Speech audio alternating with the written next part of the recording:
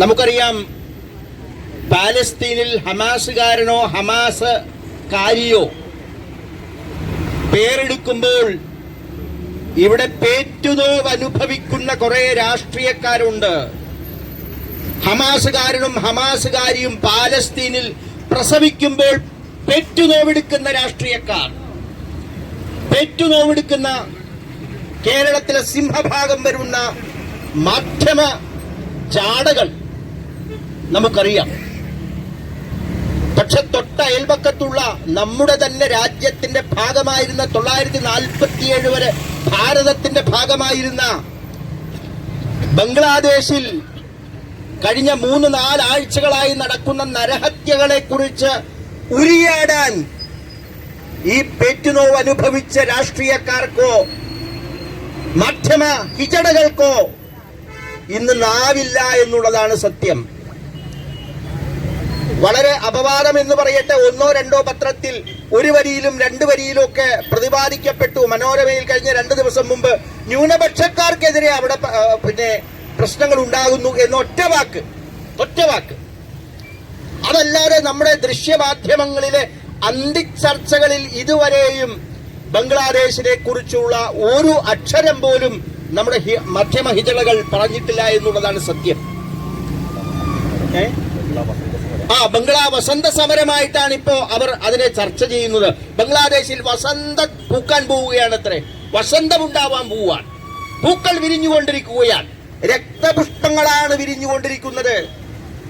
പാവപ്പെട്ട ന്യൂനപക്ഷങ്ങളുടെ ശിരസ്സറുക്കുന്ന, അവരുടെ സ്ത്രീ സമൂഹത്തെ അപമാനിക്കുന്ന, അവരുടെ വീടുകളും വാസസ്ഥലങ്ങളും വെണ്ണീറാക്കുന്ന, അവരുടെ ആരാധനാലയങ്ങളെ ചുട്ടുചാമ്പലാക്കുന്ന കർമ്മങ്ങളാണ് ഇന്ന് ബംഗ്ലാദേശിൽ നടന്നുകൊണ്ടിരിക്കുന്നത്. നമുക്കറിയാം, 1947 ബംഗ്ലാദേശിൽ ഉണ്ടായിരുന്ന ന്യൂനപക്ഷ സമൂഹമാണോ ഇന്ന് ബംഗ്ലാദേശിൽ ഉള്ളത് എന്ന് നാം ചിന്തിക്കണം. ധാക്ക സർവകലാശാലയിലെ മാനവ വിഭാഗത്തെ കുറിച്ച് പ്രതിപാദിക്കുന്ന ഒരു പ്രൊഫസറുണ്ട്. അദ്ദേഹത്തിന്റെ പേര് ഡോക്ടർ മുഹമ്മദ് ബർക്കത്ത് എന്നാണ്. മുഹമ്മദ് ബർക്കത്ത്. ആ മനുഷ്യൻ കഴിഞ്ഞ കുറച്ചു നാളുകളായി ബംഗ്ലാദേശിലെ ന്യൂനപക്ഷങ്ങളെ കുറിച്ച് പഠിച്ച ഒരു പുസ്തകം തയ്യാറാക്കി. ആ പുസ്തകത്തിൽ അദ്ദേഹം പ്രതിപാദിക്കുന്നു, 1947 ഭാരതത്തിൽ നിന്ന് പൂർവ്വ പാകിസ്ഥാനായി അത് വിഭജിച്ചു പോകുമ്പോൾ ബംഗ്ലാദേശിൽ ഏതാണ്ട് 27% ഹിന്ദുക്കൾ ഉണ്ടായിരുന്നു. 27% ഹിന്ദുക്കൾ. 1971 പാകിസ്ഥാനിൽ നിന്ന് വേർപെട്ട് വിമോചന സമരത്തിൽ കൂടി ബംഗ്ലാദേശ് എന്ന് പറയുന്ന പുതിയ ഒരു രാജ്യം ഉയർക്കൊണ്ടപ്പോൾ ആ രാജ്യത്ത് 20% ഹിന്ദുക്കൾ ഉണ്ടായിരുന്നു. 20% ഹിന്ദുക്കൾ. പക്ഷെ ഇന്ന് 2024 ആയപ്പോഴേക്കും, അതായത് സ്വാതന്ത്ര്യം കിട്ടി ഒരു നൂറ്റാണ്ട് പോലും തികയുന്നതിന് മുമ്പ്, ഇന്ന് അവിടുത്തെ ഹിന്ദു ന്യൂനപക്ഷത്തിന്റെ സംഖ്യ കേവലം 7.9% മാത്രമാണ്. 8% പോലും തികയില്ല. അതായത് 10-20-50 വർഷം കൊണ്ട്, അല്ലെങ്കിൽ 10-70 വർഷം കൊണ്ട് ഹിന്ദു ജനസംഖ്യയുടെ 1/3 മാത്രമായി അവിടുത്തെ ഹിന്ദുക്കൾ മാറിക്കഴിഞ്ഞിരിക്കുന്നു. അതിനുള്ള കാരണവും മുഹമ്മദ് ബർക്കത്ത് പറയുന്നു. ഒന്നുകിൽ അവിടെ മതപരിവർത്തനം നടക്കുന്നു, അതല്ലെങ്കിൽ നിർബന്ധപൂർവമായ മതപരിവർത്തനത്തിന് വിധേയരാവാത്ത ആളുകളെ അവിടെ കശാപ്പ് ചെയ്യുന്നു. ഇതാണ് ബംഗ്ലാദേശിൽ സംഭവിച്ചുകൊണ്ടിരിക്കുന്നത്. ഇത് ബംഗ്ലാദേശിൽ മാത്രമല്ല, നമ്മുടെ അയൽപക്കത്തുള്ള പാകിസ്ഥാനിലായാലും, നമ്മുടെ തന്നെ സംസ്ഥാനമായ ജമ്മു കാശ്മീരിലായാലും, അഫ്ഗാനിസ്ഥാൻ പോലെയുള്ള മതതീവ്രവാദികളുടെ ചട്ടുകങ്ങളായി പ്രവർത്തിക്കുന്ന രാജ്യങ്ങളിലായാലും ഈ സംഭവങ്ങളെല്ലാം നടന്നുകൊണ്ടിരിക്കുകയാണ്. പൗരത്വ നിയമത്തിൽ ഭേദഗതി വരുത്തിയതുകൊണ്ട് ഭാരതത്തിൽ നിന്ന് ഒരു മുസൽമാനെ പോലും നാം നാട് കടത്തിയിട്ടില്ല. ഒരൊറ്റ മുസൽമാനെ പോലും. തെറ്റിദ്ധാരണാജനകമായ വാർത്തകൾ പരത്തി പടുത ധരിച്ച നമ്മുടെ പാവപ്പെട്ട മുസ്ലിം സഹോദരിമാരെ മുൻനിർത്തിയായിരുന്നു ആ സമരം. നിങ്ങൾ ഓർക്കണം എന്തുകൊണ്ട് സ്ത്രീകളെ അണിനിരത്തി എന്നുള്ളത്. അതിനേതാനും മാസങ്ങൾക്ക് മുമ്പാണ് തലാഖ് ചൊല്ലുന്നത് നിയമവിരുദ്ധമാക്കിക്കൊണ്ട് കേന്ദ്ര സർക്കാർ ഉത്തരവ് പുറപ്പെടുവിച്ചത്, അതിനുള്ള നിയമമുണ്ടാക്കിയത്. ആ തലാഖ് നിയമം വന്നതോടുകൂടി മുസ്ലിം സ്ത്രീകൾക്കിടയിൽ വലിയ ഒരു ഉണർവുണ്ടായി. ആ മുസ്ലിം സ്ത്രീകൾ ഒരുപക്ഷെ തങ്ങളുടെ വിമോചനത്തിന് വേണ്ടി പുരുഷന്മാരായ മുസ്ലിങ്ങളോട് ശഠ്യം പിടിച്ചാലോ എന്ന് ഭയന്നിരുന്ന സമയത്താണ് അവർക്കൊരു ആയുധം വീണ് കിട്ടിയത്. അതായിരുന്നു പൗരത്വ നിയമ ഭേദഗതി, നിയമത്തിൽ വരുത്തിയ ഭേദഗതി. ആ ഭേദഗതിയെ മുൻനിർത്തി സ്ത്രീകളെ രംഗപ്രവേശം ചെയ്തു. ആഴ്ചകളോളം നീണ്ടുനിന്ന റിലേ സമരങ്ങൾ നടത്തി സ്ത്രീകളെ മാത്രം പങ്കെടുപ്പിച്ചുകൊണ്ട്. കാരണം സ്ത്രീകൾക്കിടയിൽ ഉണ്ടാകുന്ന ബൗദ്ധികമായ ഉണർവ്, അവരുടെ ഇടയിൽ ഉണ്ടായിക്കൊണ്ടിരുന്ന ആ തലാഖ് നിയമത്തിനെതിരെയുള്ള വികാരം, അതൊരു പക്ഷെ തങ്ങളുടെ മതത്തിന് ഭാവിയിൽ കുഴപ്പമുണ്ടാക്കും എന്ന് മനസ്സിലാക്കിയ ആളുകളാണ് ആ സ്ത്രീകളെ മുൻനിർത്തിക്കൊണ്ട് CAA സമരമായിട്ട് രംഗത്ത് പ്രവേശം ചെയ്തത്. പക്ഷെ ഇന്നാർക്കും CAA ഒരു പ്രശ്നമല്ല.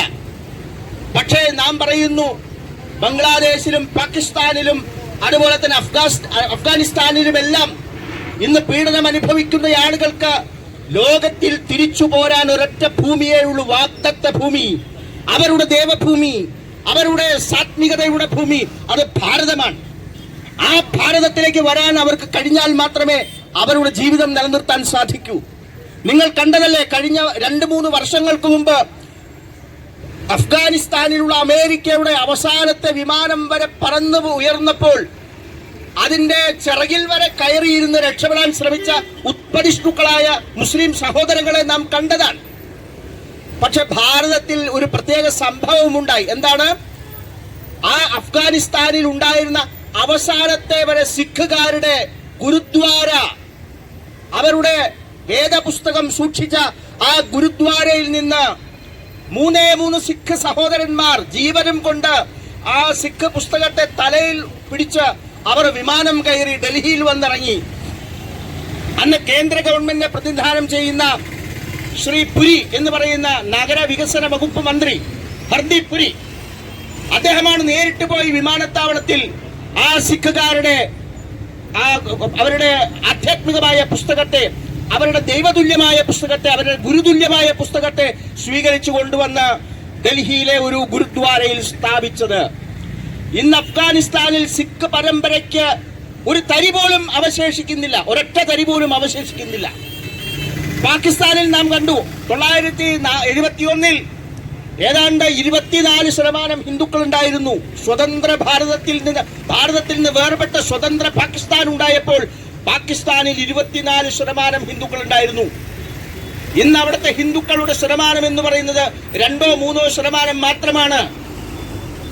വാസ്തവത്തിൽ അഫ്ഗാനിസ്ഥാനിലും ബംഗ്ലാദേശിലും പാകിസ്ഥാനിലും എല്ലാം സംഭവിച്ചുകൊണ്ടിരിക്കുന്നത് എന്ത് എന്ന് ഈ ലോകം കണ്ടുകൊണ്ടിരിക്കുകയാണ്. നമ്മുടെ ഭാരതത്തിലെയും കേരളത്തിലെയും രാഷ്ട്രീയക്കാരും അതുപോലെ തന്നെ മാധ്യമക്കാരുമെല്ലാം കണ്ടുകൊണ്ടിരിക്കുകയാണ്. പക്ഷെ അവർക്കാർക്കും അതിനെക്കുറിച്ച് അക്ഷരം ഉരിയാടാനില്ല.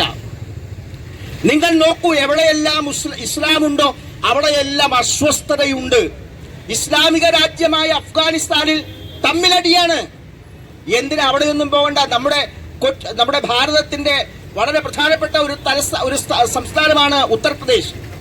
ആ ഉത്തർപ്രദേശിൽ നമുക്കറിയാമല്ലോ, മുസ്ലിങ്ങളുടെ ഘോഷയാത്രകൾ നടക്കുമ്പോൾ ഷിയാകൾ ഇറങ്ങി ഘോഷയാത്ര നടത്തിയാൽ വഴിയിൽ ഓടിച്ചിട്ടടിച്ച് കൊലപ്പെടുത്തുന്നവരാണ് ഈ നാട്ടിലെ അസഹിഷ്ണുതരായ ഒരു വിഭാഗം ആളുകൾ. ലോകത്ത് വേറെ എങ്ങും പോകേണ്ട കാര്യമില്ല.